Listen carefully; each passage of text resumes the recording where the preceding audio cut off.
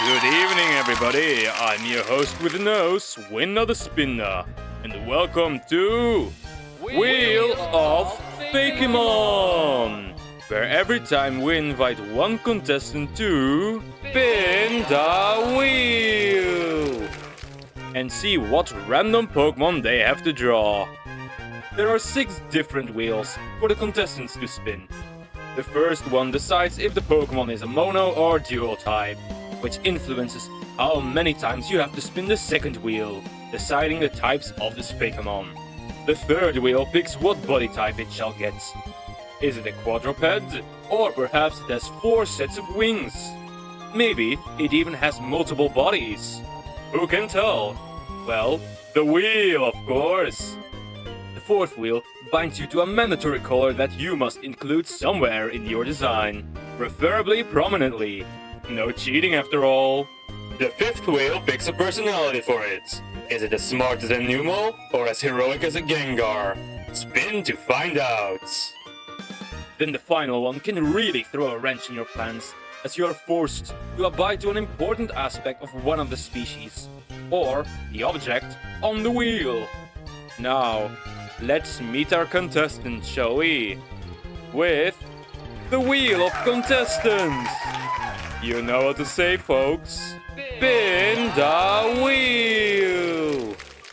It is... Gary the Motham. Who is this guy? Oh my god, oh thank you so much. I'm so happy to be on this show finally.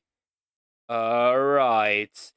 Well, Gary, why don't you introduce yourself to the audience?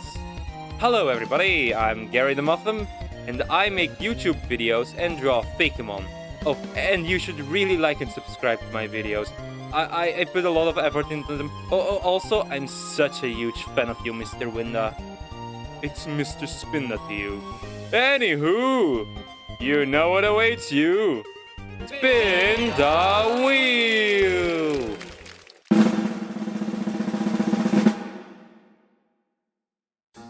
So the first wheel I spun decided I'd have to make a dual type Pokemon, which then resulted in a fire ground type Pokemon.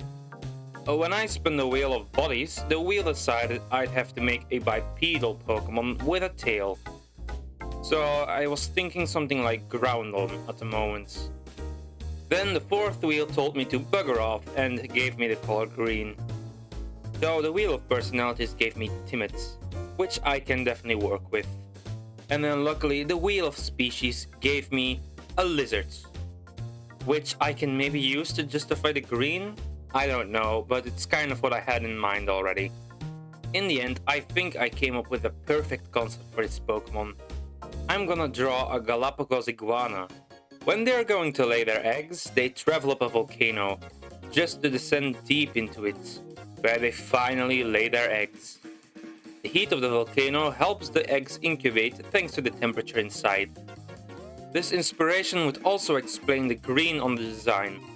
Some of these iguanas have very beautiful red, green and teal colors after all. Look how pretty they are. But just a volcano iguana would be a little boring. Also, they don't walk on 2 legs, so I pulled in some classic Godzilla inspirations. And I mean classic. I wanted this guy to resemble the Godzilla suit from 1954. Big, thick and clumsy looking. This clumsy suit vibe will also help me give it a timid personality by making it a big, clumsy lizard with anxiety. We love ourselves big, clumsy lizards with anxiety. I can unironically see him do the ooh finger points. Coloring it was honestly very fun. Trying to make the green, red, brown or grey combination I was going for work was a bit of a challenge, but in a good way. It was a whole lot of fun. And so was experimenting with the patterns it had. Off camera I also added 2 dots on the neck, to reference the invisible side holes that the actors inside these costumes would use to quote-unquote look through.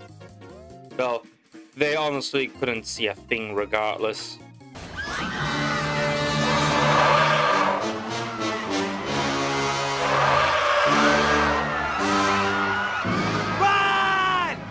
Godzilla! It looks like Godzilla, but due to international copyright laws, it's not.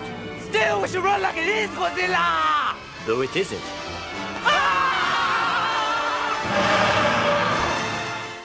Zillava, from Zilla and Lava. Zillava, the volcano Pokemon. A ground fire type. It builds its nests within active volcanoes. Its eggs are coated in solid rock and burst open with an explosion of magma when they hatch. They need high temperature to incubate.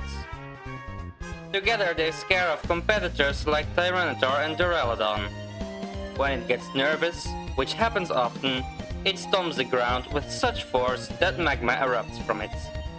It has the abilities Flame Body and hidden ability Stalwarts. The lava has a lot of charm in my eyes. The idea of a big, clumsy and nervous lizard is very cute and appealing to me. And it's also kind of a doofus. I'm very happy with the shape language I put into this, because it really resembles a man in a suit, which is what I went for. Big applause for Gary the Motham, everybody!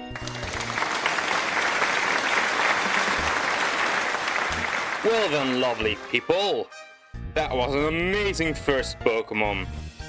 We'll be right back after this commercial break. Are you tired of struggling with your art? Well, have I got a solution for you? Introducing plagiarism. Never have to worry about putting in effort into your art ever again. With plagiarism, you can be just as good as your favorite artists. So like and subscribe to Gary the Muffin to steal and plagiarize his art more effectively. Plagiarism, now sponsored by artificial intelligence. Welcome back, lovely people. It's time for our second fakemon. Gary, you know what to do. Spin the wheel! The second fakemon started off pretty easily. I got a mono dragon type to work with, so that's great. But then it all went wrong. Seriously, a multiple body Pokemon? Okay, I guess I can do something with that. Luckily, the color and personality were pretty kind to me. But then, things got worse. How will I make a dragon-type object with multiple bodies? Yeah, let's just say this was a pretty tricky one at first. I was thinking that there were maybe some ancient draconic relics I could use. But then, inspiration struck me when I browsed the list of Pokemon with multiple bodies. I noticed that Hydrapple is also on that list. So I got the idea to base this dragon on a Hydra. And then I got to work on my most Greek Pokemon yet. I'm mixing the inspirations of a classic Greek Hydra with the iconic ancient Greek phases. These phases would often depict serpents and the Hydra, along with other myths, of course. So I thought it would be an amazing idea if I mixed in the extra inspirations of snakes popping out of vases, like you see with Snake Charming. I started with drawing the vase itself, from which you can see parts of the body poking out. Like its feeties, so cute. They pop out from cracks in the bottom of the vase. There's also 3 tails that it dragged behind it, and from the top of the pot, I want 3 snake heads to sprout. These heads needed a lot of character if I wanted this Pokemon to have a dumb or goofy personality, so the shape was very important. Later I would change the eyes to just be vertical lines, because it gives it so much character, it's so cute. After I was done with these heads, I began sketching the patterns on the vase. This was very important as the vase is the main part of the design, and it had to resemble a Greek face somewhat. Without being too obvious, I made this pattern resemble the 3 necks that stick out of the vase. It also resembles cracks, so I filled in another aspect of kintsugi. Kintsugi? I don't know how to pronounce that, but it's a style of vase which has been repaired using gold, so that the cracks in the vase were obvious and golden. That way, the vase could tell a story of being broken and repaired. I colored the pots orange and brown, the same color vases have, and the color I needed to use was orange, so I'm really lucky I got that color. For the snake body insides, it was a little bit more tricky to decide what color it would have, but I chose green eventually, fitting of snakes. I imagined this Pokemon would be some kind of mimic in a Greek-inspired region, hiding inside vases in the world, in which you can usually find some good items, or you can break them with a headbutt or something. But when you try to break these vases, bam! Hydurn! From Hydra and Urn. It also hides in an urn. Hydurn, the vase Pokemon. A dragon type. Hydurn hides its soft and squishy body inside ancient relics such as this vase. If you break its precious pottery, it will be sure to make you pay with your life. The vase that it calls home is a relic from an ancient civilization obsessed with arts and crafts. The sturdy clay of the spot still holds up today. It has the abilities Dragon's Maw, Weak Armor, and the hidden ability Battle Armor. The shiny form of this Pokemon would probably be super easy to spot, let's be honest, since it's just the vase that changes. Anywho, I adore Hydurn. He is such a doofus and I'm really proud of the art itself too. Yes, very good, Gary, you can be proud. It's a shame you didn't mess up, this is bad for the ratings. Anywho, give us a grand applause to Gary and Hydurn. Now, Gary, how about you do one last fakemon? I'm sure it won't be too hard. Really? Alright then. You know what to say, everybody. Spin the wheel. Spin the wheel? That's my line. Spin the wheel!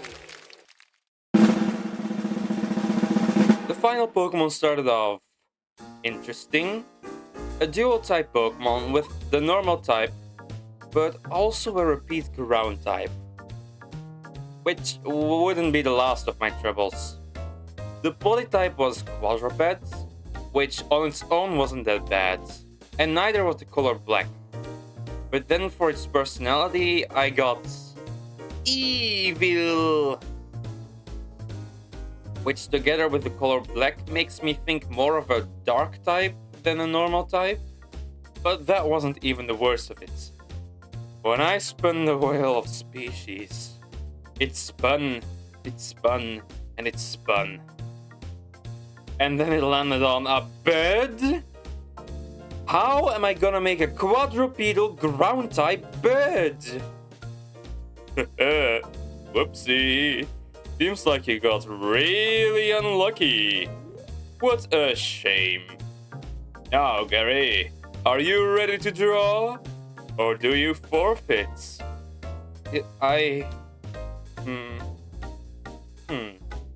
Actually, I take this challenge. I have a few ideas. What? This was a really difficult one, and I'll be honest, I almost gave up on it and had only 2 Pokemon in this video. But I'm stubborn, and I'm sticking through with this. And I actually had a pretty good idea. After 3 days of headaches, at least, I'm going to be redesigning one of the leaked Pokemon from the Terra League. This bunny named Maki. It's a little bunny with chicks on its back, and I liked the idea of it the moment I saw it. So I'm making an Easter Bunny inspired Pokemon with it. How does it help me in any way, you may ask? Well, more than you'd expect, actually. It's a normal ground type bunny. Sounds familiar? Based on the Easter Bunny. But instead of chocolate eggs, it carries around muddy eggs. And these muddy eggs are chicks. Birds! So that way I have a quadrupedal ground-type Pokemon with an aspect of the bird. These Mudchiks also have a lot of personality. I love them. They remind me of Bert from Bert and Ernie, kind of. Or also Shroomish. They have the same face, basically. The evil personality also shines through, as it throws these Mudchiks it makes with its ears to hit people with them. Another fun fact about it, which is a little more subtle, is that its mud is also a little based on poop. You can laugh now. And it flings polished dirts at people. Because this Pokemon can polish a turd. The eggs it then hides in the grass are mud bombs, which explode into sticky mud when you step on them. Just like stepping on a real piece of poo. You don't want this, trust me. Also, eggs and poop don't technically come out of the same place. But with some creative liberties. The black doesn't really have an explanation though. I just made the ears black to resemble big angry eyebrows.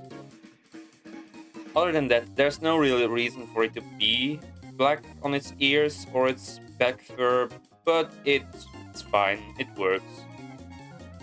This was definitely the hardest design to make in this video, but I'm glad I stuck through with it, because it has a genius concept in my opinion. And it turned out relatively okay, I'd say. Oh, you're supposed to mess this up. This is bad for the ratings. Ugh, just stepped on something.